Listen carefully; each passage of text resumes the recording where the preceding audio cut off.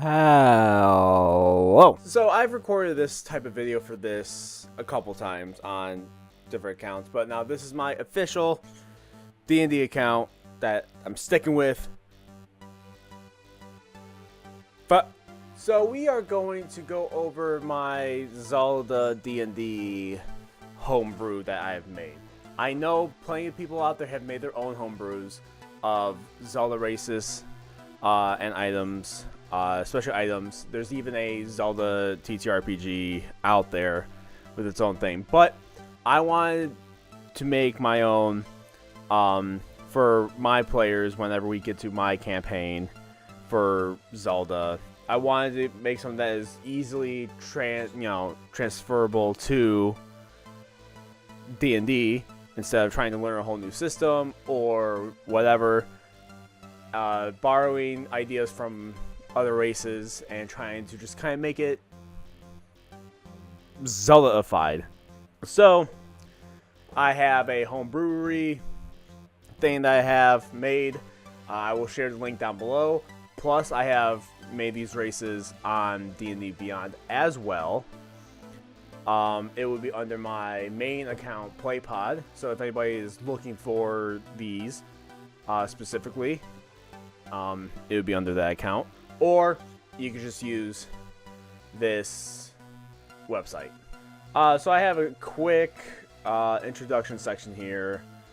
I wasn't really great with the coding when it came to the pictures. They're more so just kind of stand-ins. The main thing is the actual meat and potatoes, the actual mechanics of everything. So Hylian is going to be our first one because that is the major race of Legend of Zelda. And these are going off of more so how things were ran in 5e opposed to 2024 rules. So if you want to try to convert this to 2024 style, you can. But this is more so in line of 2014. Which, again, it's backwards compatible, so it should be fine. So, we got the Hylian, the major race of Legend of Zelda. Your ability score will raise to... you could have 3 scores raised by 1 for your ability score. Hylians live about 100 years. Alignment, they are usually true neutral. I say usually because your race does not determine your alignment, but I like to throw that in there, just to give people an idea of where races could stand normally. You got size between 5'5", 6 feet, approximately. Base speed is 30 feet. Worldly, let me zoom out a little bit. Hyenas like to travel a lot and do research in turn. Any checks done with history get an advantage. So you get advantage on history checks as a Hylian. Hylians aren't great at any specific thing. That's why I gave the ability score to anything that you want. Now, Kokiri. Now, I actually got asked this by the wife if she could play a Korok when we get around to our Zelda D&D when it's my turn again. So I would say that Kokiri and Koroks are interchangeable. You can use the Kokiri stat because Koroks are descendants of Kokiri. So I would say that that is very much a thing you can do. Because why not? I mean, it's your fucking game. You can do whatever you want. But I like to add that in that, yes, you could. They would be interchangeable thematically with mechanics. You get a +1 intelligence and a +1 in wisdom. Age is unknown. They are usually lawful neutral. They are always, the Kokiri being forever children. They are about 3 to 4 feet. The base speed is 25. Nature, since Krokiris are into the forest and know about nature, you gain proficiency in the nature skill automatically. So, nature is a proficiency. You gain a familiar that is a fairy. It's a rite of passage of the Krokiri. You can give, in DM's discretion, they can give you hints, and has all the abilities of a familiar / find familiar spell. So you essentially get a free familiar as a Krokiri. And proficiency in nature. You got the Sheikah, which I know lore has now said that Sheikah and the Hylian are the same. But I like to treat it as Sheikah are a subset of Hylian. So like while they are still base Hylian, they are still different in their own ways. So I'm still making it a separate race.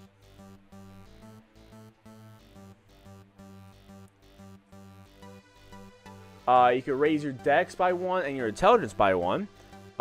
They could live about 120 years. They are usually chaotic good. They tend to be on the shorter end, between 5'3" and 5'9". Again, these are all suggestions when it comes to alignment and size. I'm just saying what's like average. Base speed will be 35 for Sheikah. They will have the tool proficiency of Thieves' Tools. Inventor, while they are good at stealth, they are also inventors. You get proficiency using tinkering tools. You also will gain the alert feat as a Sheikah. Because Sheikahs not only are inventors, and that's why you have the tinkering tools, but they are also tend to be ninja-esque. Mainly like Sheik and Impa. They tend to be in the shadows, and their training is very ninja-like. So that's why I gave the alert feat. Gerudo, race of warrior women. I would say if you want to be lore accurate, you have to be a woman. Like, you have to play a woman. You could be a man, player-wise, but the character has to be a woman. Unless if you are in a game where it's an evil campaign and one of you is Ganondorf. Basically. Or if you want to play around with the lore and still be like the king without being Ganondorf himself, maybe, not every king was Ganondorf. It was just the worst one was. But lore-wise, you have to be playing as a woman in order to be a Gerudo. Can live about 100, usually lawful neutral, between 5, 6, and 7 feet, because they are warrior women, and a lot of them are tall. Base speed of 30. Heat resistance, you can resist extreme heat. So if there's any mechanics that you want to throw in that is weather-based, they are basically not affected in the heat. Weapon, I have given them weapon proficiencies in martial weapons and shields, because of their upbringing. It's not exactly because they're Gerudo, like race-wise they just already know how, but they will always be grown up to be warrior women. So that's why I added that. And you gain the dual wielder feat as a Gerudo. Also, all these have language options. Most of them will be Hylian and something else, if there is even a something else. I'm just throwing that out there. Zora, fish people. You could play. They live up to around 350.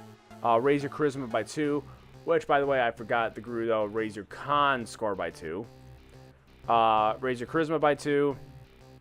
Alignment, depending on time frame, could be lawful good or chaotic neutral, because the River Zor were evil at one point, or at least not good, so not necessarily evil. And then your ocean or your sea Zora were more so the good Zora. We've recently just got them to actually interact, where now they're both good.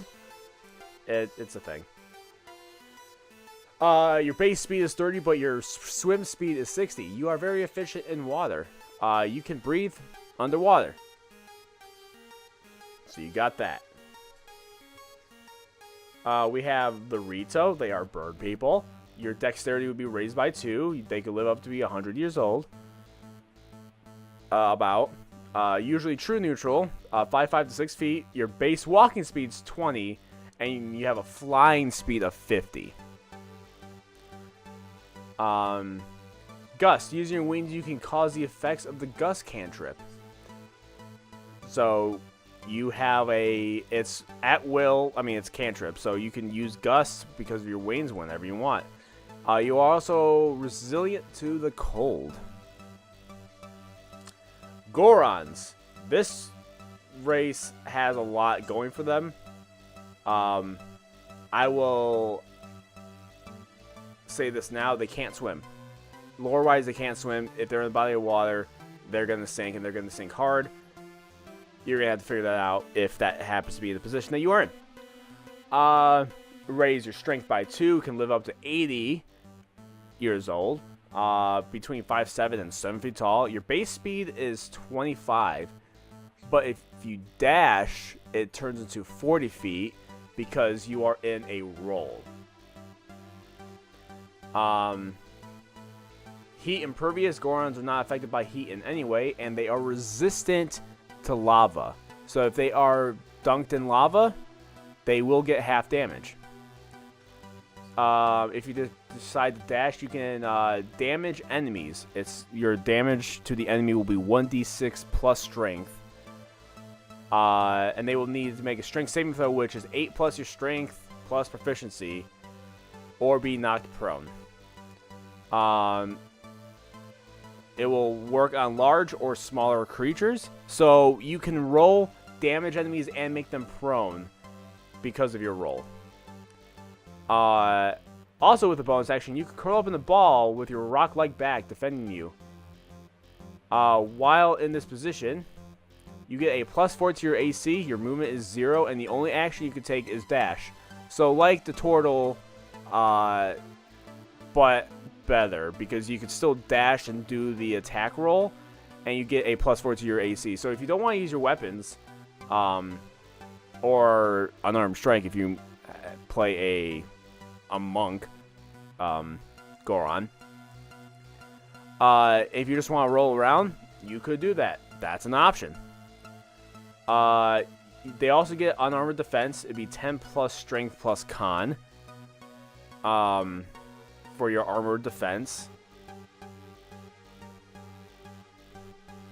And then we also got the Twilight. You raise your intelligence by 2. Age unknown. Alignment unknown. Size could be between 5'5" and 6 feet. Approximately. Base speed is 30. Dark vision. You can see in the dark up to 60 feet. Yes. The Twilight are the only race in Zelda that I would give dark vision to, because no other race has dark vision. Like, nothing in the games show otherwise. And dark resistant. The Twilight are resistant to necrotic damage or dark magic, but weak towards light radiant. So they are vulnerable to radiant damage, but they are resistant to necrotic. They also have an unarmored defense. But it's 10 plus intelligence plus wisdom for them. Yeah, that's the Twilight. I know, I would say, like, you're free to change whatever you want because you're the DM, or, like, whatever cares. I feel like these are definitely, in some cases, changeable, and some things are up to DM discretion, lore-wise. But these are what I have done. I have also talked about, loosely, what items and tools could be in the game. I didn't actually homebrew and make item charts for them, but I do give a list of things that you could do and try to homebrew it, or I know plenty of people have already made actual stat sheets for like actual item sheets for these items. So these are just giving you ideas for if you want to homebrew them yourself or find a sheet for it. I also break down the currency. I know it's different in some Zelda games, but I chose the average of what each rupee is. So green is 1, blue is 5, yellow is 10, red is 20, purple is 50, silver is 100, orange is 200. If we're going to go with rupees, that's how the currency will go. I also give ideas for enemies in here. If you want to try to find stats for them or equate them to something else. Again, I didn't make a stat block for all these enemies, but these are just ideas for you to look up stat blocks that other people have possibly made. This was mostly for the races. I just want to give some ideas for certain enemies that you could try to look up or make homebrew yourself. And that is it. That is my personal homebrew and this has been revised many times. And I think I found a good spot for me to not worry about revising it more. I still have yet to actually fully playtest it, but I have played a lot of D&D, and I've revised it from there and kind of mentally been like, okay, well, will this actually work in a D&D setting? And I think I've landed on something that is at least decent. So yeah, there's that. I like to thank you for watching. You could check out the links down below if you want to see more from us. Like the video, do the subscribes, and hopefully I can get more D&D content out there. And until next time, bye.